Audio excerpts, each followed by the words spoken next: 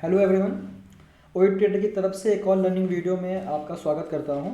आज हम इस वीडियो में जानेंगे कि जो इमोशंस होते हैं ट्रेडिंग में, जो इमोशंस होते हैं ग्रीड के, फियर के, फोमो के, उनमें से 3 इमोशन को हम कैसे कंट्रोल कर सकते हैं और कैसे इनसे ओवरकम कर सकते हैं, क्योंकि यही इमोशंस होते हैं जो एक ट्रेडर को प्रॉफिटेबल ट्रेडर बनने से रोकते हैं। ठीक है, इस वीडियो में हम आज सिर्फ एक इमोशंस के बारे में जानेंगे, वो है डर का इमोशन, फियर का इमोशन। क्यों? मैंने बहुत सारी जगह पे ये देखा है कि ऑप्शंस ट्रेडिंग में लोग डरते हैं, ट्रेड लेने से पहले डरते हैं जिसकी वजह से उनकी एंट्री मिस हो जाती है, या फिर ट्रेड लेने के दौरान डरते हैं जिसकी वजह से वो पैनिक एग्जिट कर लेते हैं अच्छे ट्रेड से भी। तो ये जो इमोशन होता है डर का, जिसकी वजह से आप लोग या तो ट्रेड ले नहीं पाते हो, ट्रेड मिस हो जाता है, या तो फिर ट्रेड में लेने के बाद उसको होल्ड नहीं कर पाते हो, या फिर आप उस ट्रेड से जैसे ही थोड़ा प्रॉफिट दिखता है या थोड़ा लॉस दिखता है सडनली आप निकल जाते हो, पैनिक एग्जिट कर देते हो। ये जो इमोशन होता है ये साइकोलॉजिकल इमोशन फियर का होता है। और इस वीडियो में हम ये जानेंगे कि ये साइकोलॉजिकल फियर का जो ये इमोशन है ये आता क्यों है एक ट्रेडर के लाइफ में, और इससे हम ओवरकम कैसे कर सकते हैं। ठीक है, आपको ये वीडियो पसंद आए तो इसको लाइक करना, शेयर करना और कमेंट करना कि आपको ऐसे ही जो आपको यूट्यूब पे नहीं मिलता है वीडियो जिस टॉपिक पे, उस टॉपिक पे मैं एक ट्रेडिंग जर्नी में जो चीज़ें आती हैं उस चीज़ पर मैं वीडियो बना सकता हूँ। कमेंट बॉक्स में आप सजेशन देना कि मैं अगली टॉपिक पे किस टॉपिक में अगला वीडियो बनाऊँ। ठीक है, तो बात करते हैं डर का इमोशन। तो हमको पहले ये जानना पड़ेगा कि डर का इमोशन होता क्यों है, किस वजह से डर का इमोशन आता है। तो सबसे पहले डर का इमोशन इसलिए आता है क्योंकि हमको ये नहीं पता होता है कि एक ट्रेड में हमको लॉस कितना होगा। क्यों? क्योंकि जो स्टॉप लॉस होता है वो प्रीमियम चार्ट के बेसिस, मतलब स्पॉट चार्ट के बेसिस पे होता है। मैं ये उम्मीद करके चल रहा हूँ कि आपको spot, premium, option, strike price, ये सब चीज़ें बेसिक नॉलेज जो है वो आपको आती होगी, क्योंकि ये जो कंटेंट है वो इंटरमीडिएट लेवल का कंटेंट है। इसमें हम ये जानेंगे कि स्टॉप लॉस को कैसे डिसाइड करते हैं। ठीक है, तो सबसे पहला चीज़ क्या है कि हमको ये नहीं पता होता है कि एक ट्रेड में हमको लॉस कितना होगा। ट्रेड हमने आइडेंटिफाई कर लिया, उसमें एंट्री भी करेंगे, लेकिन हमको ये नहीं पता होता है कि कितना लॉस हो सकता है, या फिर हम अपने लॉस को फिक्स नहीं कर पाते हैं। इस वजह से पहला डर हमारे पास ये बन के आ जाता है कि हमको पता नहीं है कि कितना लॉस होगा। इस वजह से हम ट्रेड में जैसे ही इंटर करते हैं थोड़ा प्रॉफिट लेके निकल जाते हैं, ट्रेड को होल्ड नहीं कर पाते हैं, या फिर हमको ये नहीं पता होता है कितना लॉस कैसे होगा, ज़्यादा लॉस तो नहीं हो जाएगा आज, ज़्यादा लॉस तो नहीं हो जाएगा। ये इमोशन की वजह से हम ट्रेड से बाहर निकल जाते हैं। ठीक है, तो सबसे पहले किस वजह से फियर आ रहा है? वो फियर आ रहा है लॉस कितना होगा, हमको ये नहीं पता, इस वजह से था। दूसरा क्या रीज़न है फियर आने का? अगर हमारी पुरानी हिस्ट्री है लॉस की, बार बार लॉस की, तो वो जो हिस्ट्री होती है ना माइंड में फिक्स रहती है, माइंड में हमारे पास सेव रहती है कि हमको पिछले कुछ दिनों से बड़ा बड़ा लॉस होते जा रहा है, तो अगला जो दिन आएगा उसमें भी हमको लॉस नहीं करना है। तो थोड़ा सा ही आपको रेड दिखता है अकाउंट, अपना पीएनएल रेड दिखता है, आप तुरंत ही एग्जिट कर जाते हो। ठीक है, तो इस वजह से कि आपकी पास्ट की हिस्ट्री है, उस वजह से आप आज का ट्रेड जो अच्छा हो जाने वाला था, जिसमें आपने राइट एंट्री करी थी, उस फियर के इमोशन से, प्रीवियस हिस्ट्री के लॉस के फियर के इमोशन से उसको आपने एग्जिट कर दिया। लाइक करिएगा अगर आपके साथ ऐसा होता है, अगर आप इंटरमीडिएट लेवल पे हो ट्रेडिंग जर्नी में, और अगर आपके साथ ऐसा होता है तो लाइक करिएगा, ताकि मैं रिलेट कर सकूं कि हाँ आप बहुत सारे लोग हैं इस लेवल पे हैं जो मेरी वीडियो देख के लर्न कर रहे हैं। आज मैं आपको एक सटीक चीज़ बताऊंगा जिसके बाद आपको ये जो फियर का इमोशन है, अगर ये आएगा तो आप इससे ओवरकम कर जाओगे, या फिर इस वीडियो के बाद शायद आपको ना आए, या फिर मेरी बात को आप याद करोगे तो इस इमोशंस में आप कभी भी ट्रैप नहीं होगे। ठीक है, सबसे पहले एक चीज़ मैं बता दूं कि आपको पहला जो रीज़न है इमोशन का, वो रीज़न है कि फियर इमोशन का, कि आपको स्टॉप लॉस नहीं पता। ठीक है, क्यों नहीं पता? क्योंकि हम जो स्टॉप लॉस फॉलो करते हैं वो स्पॉट चार्ट के बेसिस पे फॉलो करते हैं। ठीक है, मैं आपको स्क्रीन पे लेके चल रहा हूँ तो आपको बेटर अंडरस्टैंडिंग के लिए आपको समझा सकूँ ग्राफिकल रिप्रेजेंटेशन के माध्यम से। ठीक है, अब आप यहाँ पे जाके देख सको, तो यहाँ पे जो आप देख रहे हो ये निफ्टी का चार्ट है। ठीक है, अब जैसे मान लीजिए इसमें आपको मैं एक चीज़ दिखाता हूँ कि कैसे मल्टीपल कन्फर्मेशन से ट्रेड लिया जाता है। ठीक है, अब मैंने यहाँ से एक ट्रेंड लाइन ड्रॉ करी। ठीक है, मान लीजिए ये एक ट्रेंड लाइन ड्रॉ करी मैंने, यहाँ पे देखिए यहाँ रिजेक्शन है, रिजेक्शन है, रिजेक्शन है, रिजेक्शन है, रिजेक्शन है। मैं एक एपिक पेन भी लगा देता हूँ ताकि आपको मैं बेटर समझा सकूँ इस चीज़ को। ठीक है, मैंने यहाँ पे ड्रॉ करी गया, रिजेक्शन ड्रॉ किया, यहाँ पे क्या दिख रहा है आपको, यहाँ पे रिजेक्शन है, यहाँ पे रिजेक्शन है, रिजेक्शन है, रिजेक्शन है, रिजेक्शन है। ठीक है, तो क्या मिल रहा है आपको कि यहाँ पे एक सपोर्ट की तरह फॉर्म हो रहा है, प्लस मैं यहाँ पे और क्या चीज़ एक और ट्रेंड लाइन ड्रॉ करता हूँ। मैं ट्रेंड लाइन ड्रॉ कर रहा हूँ यहाँ से लेकर के यहाँ तक का ट्रेंड लाइन मैंने ड्रॉ करी। ठीक है, अब यहाँ पे मैंने ये ट्रेंड लाइन ड्रॉ करी, अब आप देखिए इधर से रिजेक्शन रिजेक्शन रिजेक्शन रिजेक्शन, ठीक है, आपको रिजेक्शन दिख रहा। अब दूसरी चीज़ मैं एक और कंफर्मेशन क्या लेता हूँ कि मैंने फिबोनाची ड्रॉ करा, टॉप से लेके बॉटम तक फिबोनाची ड्रॉ किया, ठीक है, फिबोनाची ड्रॉ किया, तो ये कौन से लेवल से रिवर्सल लिया है, 0.5 के लेवल से रिवर्सल लिया है। अगर आप फिबोनाची में देखो तो किस लेवल से रिजेक्शन लिया है, 0.5 के लेवल से रिजेक्शन लिया है। यहाँ से रिजेक्शन लेने के बाद क्या बना रहा है, lower highs lower highs higher low, ये अप ट्रेंड है। मतलब यहाँ से जो ट्रेंड था वो क्या हुआ है, ट्रेंड अप ट्रेंड में शिफ्ट हो गया है। ये देखिए इस तरीके से अप ट्रेंड में शिफ्ट हो गया है, ये हाई इसके ऊपर हाई, ये इसके ऊपर हाई, मतलब क्या है, ट्रेंड जो है वो अप ट्रेंड में शिफ्ट हो गया है, ठीक है। कहाँ से, 0.5 लेवल के कंफर्मेशन से। अब देखिए कि कैसे एक सेटअप बनता है जो कि मल्टीपल कंफर्मेशन का होता है। ये ट्रेड कितना सही था, अगर इस ट्रेड में भी इमोशन आ जाए कि फियर का इमोशन आ जाए तो ये जो इतने अच्छे ट्रेड से हम बाहर निकल जाते हैं, तो हमको बाद में रियलाइज़ होता है कि हम इतने अच्छे ट्रेड से बाहर निकल गए। ये इमोशन पे अगर कंट्रोल करें तो काफ़ी अच्छे हम लोग प्रॉफिट जनरेट कर सकते हैं और प्रॉफिटेबल जर्नी में जा सकते हैं, ठीक है।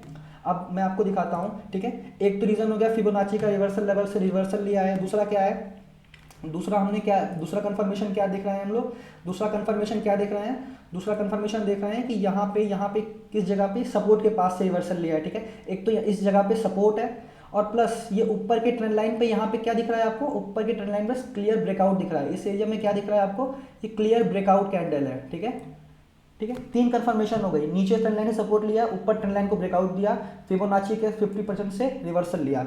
अब देखिए इतना अच्छा सेटअप है ये कि इसमें मैं आपको और कंफर्मेशन दिखाता हूँ। ये आपको क्या दिख रहा है, ये अगर आप लोग को टेक्निकल्स आती होगी तो आपको क्या दिख रहा है, ये this is inverted head and shoulder, ठीक है।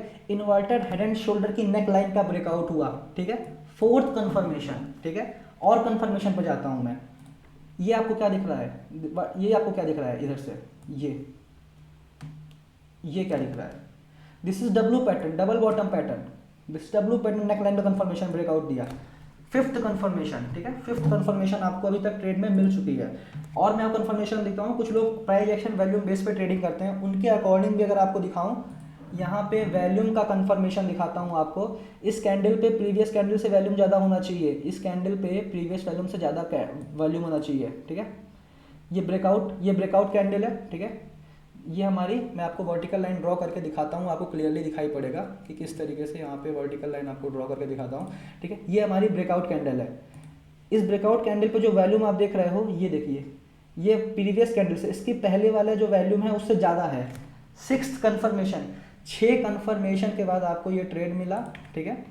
अब आपको ये ट्रेड मिला और आप इस ट्रेड में क्लियर कट, मैंने एंटर किया था और आपको भी इस ऐसे इतने ज़्यादा मल्टीपल कंफर्मेशन के सेटअप पे ट्रेड लेना ही चाहिए। अब मैंने यहाँ पे क्या ड्रॉ किया, कैसे होता है, हमने यहाँ पे लॉन्ग पोजीशन ड्रॉ करी, इस कैंडल पे लॉन्ग पोजीशन ड्रॉ करी और इसके इस स्विंग के नीचे मैंने अपना स्टॉप लॉस लगाया। अब देखिए आपको मैं एक चीज़ दिखाता हूँ, और बेसिकली ये डे का हाई है, यहाँ तक का मैंने क्या मार्क किया, मैंने मार्क किया, यहाँ तक का टारगेट मैंने मार्क किया, जो कि मेरे रिस्क रिवॉर्ड रेशियो से मैंने 1:3 का रिस्क रिवॉर्ड लेके चलता हूँ, उससे ज़्यादा का है, 1:4 के आसपास का रिस्क रिवॉर्ड है, ठीक है, जो कि बेटर रिस्क रिवॉर्ड है और मैं इस पर ट्रेड लेता हूँ, ठीक है। अब देखिए इतने कंफर्मेशन पे एंट्री तो बनती है। अब यहाँ पे इमोशन, अगर इतने अच्छे ट्रेड से निकल जाते हैं हम लोग, उसका एक ही रीज़न है, वो है इमोशन ऑफ फियर, ग्रीड या फोमो होता है फियर ऑफ मिसिंग आउट, कि आप एक्सटेंडेड ट्रेड में ले लिए, ट्रेडिंग कर लिए कि वो बहुत अच्छा मूव दे दिया था लेकिन आप मिस कर गए, तो आपने फोमो, चलती ट्रेड में बैठ गए आप, रनिंग कैंडल में ले लिए, दैट इज कॉल्ड फोमो। इस पर सेपरेट वीडियो बनाऊंगा, कमेंट करना अगर आपको फोमो वाले भी उससे भी ओवरकम करना है तो आगे मैं बताऊंगा आपको कि कैसे इससे ओवरकम कर सकते हैं, ठीक है। देन आता है हमारे पास क्या, फियर। तो यहाँ पे अगर इस ट्रेड से हम बाहर निकल जाएंगे तो इसका सिर्फ और सिर्फ एक ही रीज़न है और वो है फियर की वजह से, ठीक है। अब देखिए यहाँ पे आपको क्या दिखाई पड़ रहा है, यहाँ पे आपको दिखाई पड़ रहा है कि स्टॉप लॉस कितने, ये स्पॉट चार्ट है, निफ्टी का स्पॉट चार्ट है, यहाँ पे 12 पॉइंट का स्टॉप लॉस आपको दिखाई पड़ रहा है, ठीक है, कि 12 पॉइंट का या 12-13 पॉइंट का स्टॉप लॉस होगा और टारगेट जो है हमारा 50 पॉइंट के आसपास का टारगेट है, ठीक है।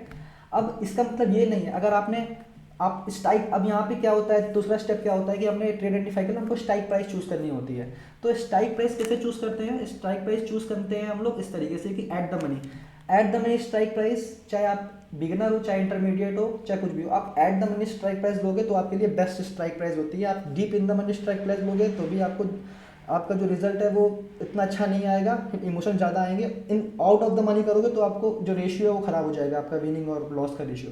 Eight the money strike price का मतलब होता है प्राइस जिस भी जगह पे चल रही है उस जगह का स्ट्राइक प्राइस, उसे हम कहते हैं eight the money strike price. ठीक है, जैसे प्राइस इस समय इस समय क्या चल रही थी, इस समय चल रही थी 18,130 रुपये के आसपास।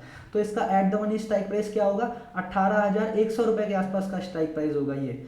इससे नज़दीक कौन सा, इससे नज़दीक कौन सा राउंड नंबर है, 18,100 रुपये।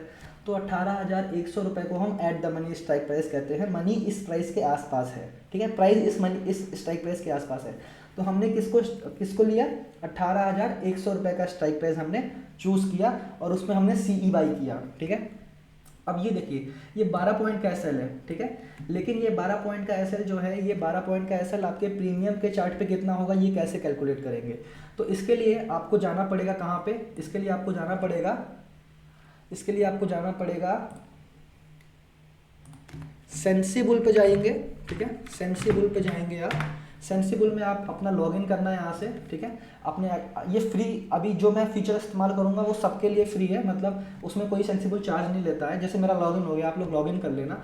ठीक है, फिर यहाँ पे एनालाइज का ये सेक्शन है, ये एनालाइज का सेक्शन, इसमें आप जाओगे। ठीक है, इसमें आप क्लिक करना और यहाँ पे देखिए, यहाँ पे आपको दिखाई पड़ेगा ऑप्शन चेन।